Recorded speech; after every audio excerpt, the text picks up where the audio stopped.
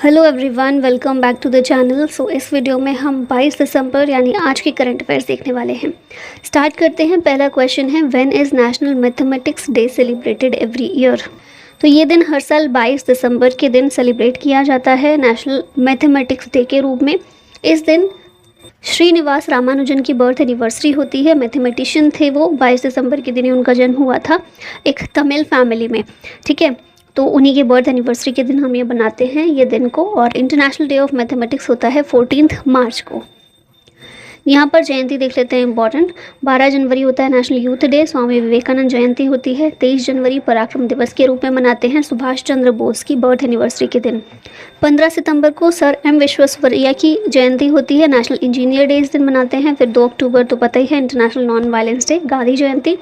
15 अक्टूबर को world students day, APJ Abdul Kalam sir की जयंती होती है। 31 अक्टूबर national unity day, Sardar Vallabhbhai Patel की बर्थ एनिवर्सरी है। 11 नवंबर national education day, Maulana Abul Kalam Azad की बर्थ एनिवर्सरी के दिन। 15 नवंबर जनजातीय गौरव दिवस, बिरसा मुंडा जयंती के दिन। 26 नवंबर को national milk day, doctor Verghese Kurien की बर्थ एनिवर्सरी के दिन। 23 दिसंबर को किसान दिवस होता है, चौधरी चरण सिंह की बर्थ एनिवर्सरी के दिन। और 25 दिसंबर होता है good governance day, Atal Bihari Vajpayee जयंती के दिन इसको सेलिब्रेट किया जाता है। नेक्स्ट क्वेश्चन है, who has been awarded the Sahitya Akademi award 2023 for the Hindi language. ये दिया गया है संजीव को हिंदी लैंग्वेज के लिए साहित्य अकेडमी अवार्ड। इनकी नॉवल मुझे पहचानों के लिए इनको ये मिला है। इंग्लिश लैंग्वेज में नीलम शरण गौर को मिला है फॉर हर नॉवल रिक्विम इन रागा जानकी। साहित्य अकेडमी अवार्ड्स को 1954 में इस्टेब्लिश किया गया था। 24 लैंग्वेजेस में दिया जाता है। पहले रेसिपिएंट हिंदी लैंग्वेज में माखनलाल चतुर्वेदी थे, 1955 में इनको मिला था। और इंग्लिश में फर्स्ट रेसिपिएंट थे आर के नारायण फॉर द गाइड इन 1960। यहाँ पर लिटरेचर रिलेटेड कुछ और अवार्ड्स देख लेते हैं। बुकर प्राइज़ 2023 का पॉल लिंच को मिला है इनकी नॉवल प्रॉफिट सॉन्ग के लिए, आयरलैंड से बिलोंग करते हैं। इंटरनेशनल बुकर प्राइज़ जॉर्जी गोस्पोदिनोव को मिला है, बुल्गारिया के हैं। और एंजेला रोडेल को इनकी नॉवल टाइम शेल्टर के लिए। 33rd व्यास सम्मान पुष्पा भारती को मिला है, फॉर हर 2016 मेमोयर यादें यादें और यादें। के बिरला फाउंडेशन के द्वारा व्यास सम्मान दिया जाता है। 1991 में इनको इंस्टीट्यूट किया गया था। फिर 2022 में साहित्य अकेडमी अवार्ड हिंदी में बद्री नारायण को मिला तुम्हारी के शब्द के लिए। और इंग्लिश में अनुराधा रॉय को मिला all the lives we never lived novel के लिए। Which country's film children of nobody won best film award at Kolkata international film festival. तो इसमें बेस्ट फिल्म का अवार्ड मिला है चिल्ड्रन ऑफ नोबडी को। ये फिल्म है इजराइल की। ठीक है, इजरायली फिल्म को ये दिया गया है कोलकाता इंटरनेशनल फिल्म फेस्टिवल। इसमें 39 कंट्रीज़ की 219 फिल्म्स को स्क्रीनिंग इनकी की गई थी।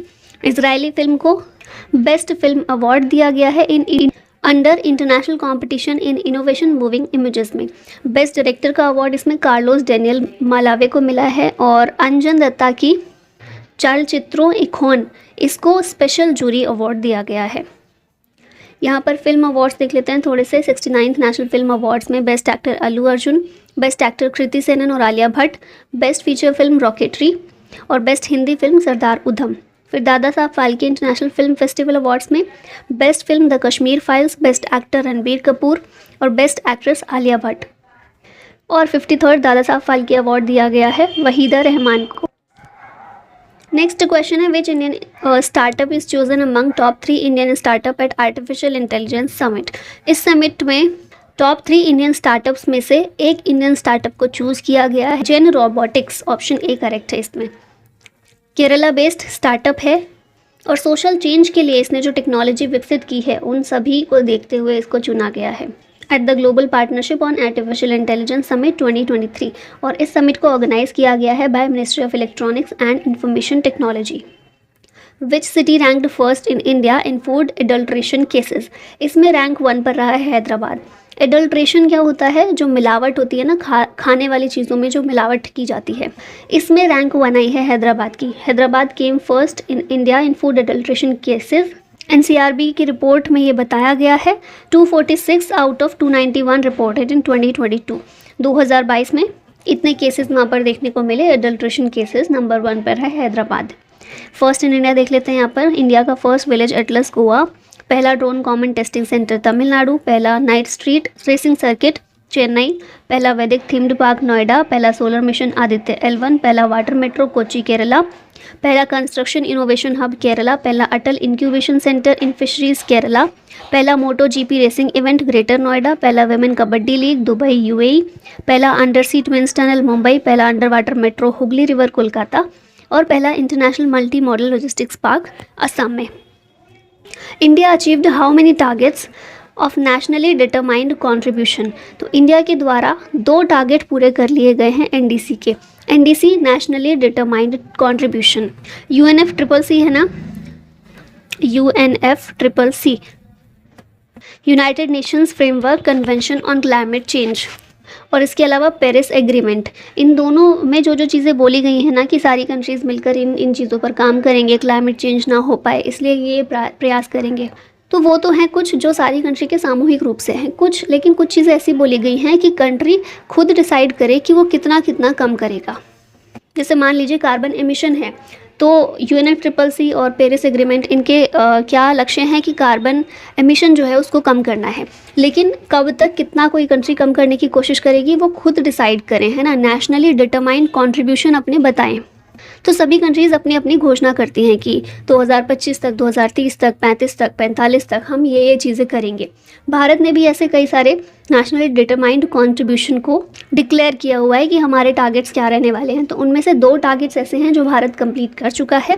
कौन से हैं ये? To reduce the emissions intensity of its GDP by 33 to 35% by 2030 from 2005 level, 2005 के लेवल से 2030 तक का हमें 33 से 35% तक एमिशन इंटेंसिटी को कम करना है। ये हमने 2030 से पहले ही कंप्लीट कर लिया है। और दूसरा टारगेट है to achieve about 40% cumulative electric power installed capacity from non fossil fuel based energy resources by 2030। तो ये वाला टारगेट भी 2030 से पहले ही 7 साल पहले ही पूरा हो गया है। India with home signed $37 billion Japanese yen loan for Delhi Meerut RRTS corridor.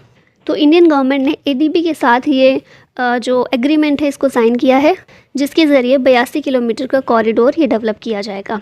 NCR regional plan 2021 का पार्ट है ये, और इसके ज़रिए ट्रैवल टाइम बहुत ज़्यादा कम हो जाएगा दिल्ली और मेरठ के बीच में। साथ में regional economic and employment opportunities भी प्रोवाइड की जाएंगी। इसके अलावा देखिए RRTS will contribute to CO2 emission reduction supporting climate change mitigation efforts. ठीक है, और इसी को डेवलप करने के लिए ADB जो है लोन देगा भारत को $37 बिलियन जापानीज येन का। Which state emerged as the largest state economy of India? ये स्टेट है महाराष्ट्र। ऑप्शन A करेक्ट है। महाराष्ट्र नंबर 1 पर है स्टेट इकोनॉमी में, यानी देश का जितना भी टोटल GDP है ना उसमें से 15.7% शेयर महाराष्ट्र का है। सेकेंड नंबर पर इसमें उत्तर प्रदेश आता है, जिसका शेयर है GDP में 9.2% का। ये सेकेंड लार्जेस्ट इकोनॉमी है भारत की।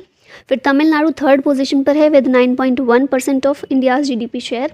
4th पर है गुजरात 8.2% शेयर के साथ में, और वेस्ट बंगाल 5th नंबर पर है 7.5% शेयर इन इंडियाज़ GDP के साथ। Rajya Sabha passed the post office bill 2023, it will replace the act of which year?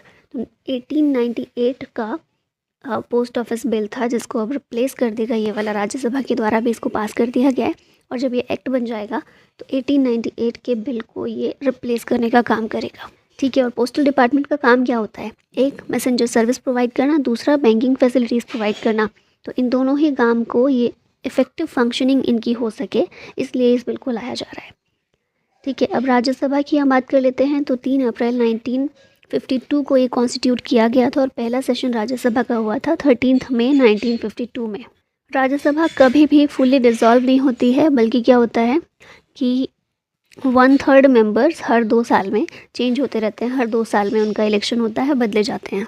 दोनों ही सदनों के पास लगभग सेम पावर है, लेजिस्लेशन के मामले में हो या फिर बिल्स के मामले में।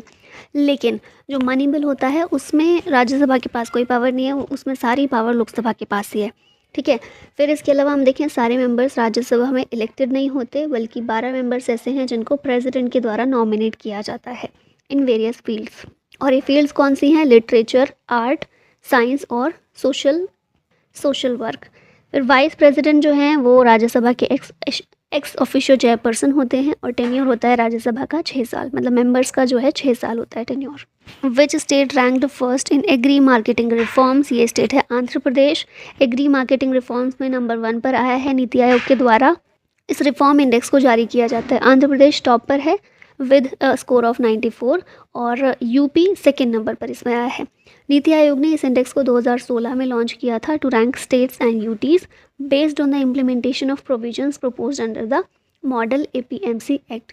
ठीक है, तो नीति आयोग देखता है एपीएमसी एक्ट जो है इसको इम्प्लीमेंटेशन में कैसे कर रहे हैं, सारे राज्य कैसा परफॉर्म कर रहे हैं। तो इसी में अभी रिपोर्ट आई है, जारी की गई है, जिसमें आंध्र प्रदेश आया है टॉप पर। अब लास्ट में क्वेश्चन है आप लोगों के लिए, how many players will be honoured with Arjun award 2023। Answer बताएगा इसका कमेंट में। और इसी के साथ वीडियो का होता है एंड।